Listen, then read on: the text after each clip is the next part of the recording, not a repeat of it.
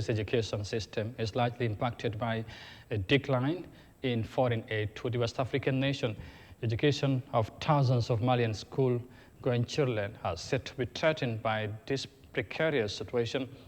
Thus, authorities are ringing the alarm bell. While UNICEF raised concerns about international funding dispersions across the continent, the future of many children in many African countries, including Mali, looked bleak.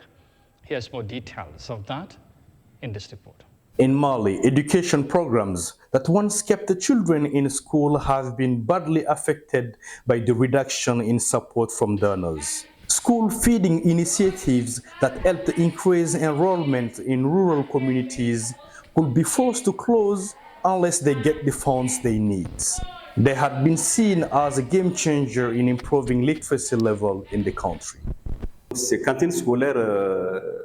The actual school canteen program was introduced at a time when there was a noticeable decline in school enrollment among children in rural areas due to poverty and difficult circumstances of parents. The government and its partners therefore agreed that a policy was needed to encourage parents to send their children to school. That is how school canteens were created in areas where children's school enrollment was declining. Catholic learning institutions that have relied on government support for decades have also been hit hard by the aid cuts. Now parents, teachers, and students are uncertain about what lies ahead.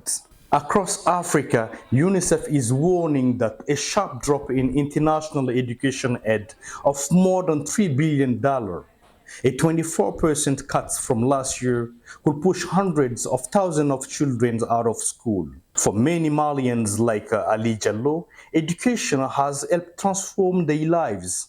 They want to see schools continue receiving aid to ensure more learners get empowered.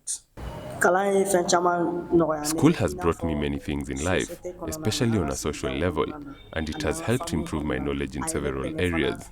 UNICEF says aid for education programs will shrink by more than $3 billion. As a result, Côte d'Ivoire could see 340,000 students drop out of school. In Mali, another 180,000 may be forced to stop learning.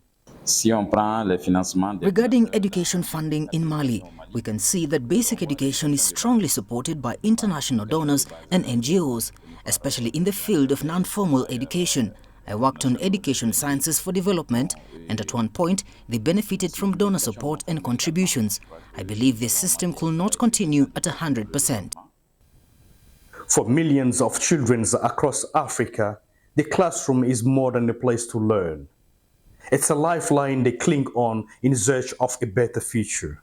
And now that hangs in the balance as a recent international funding cuts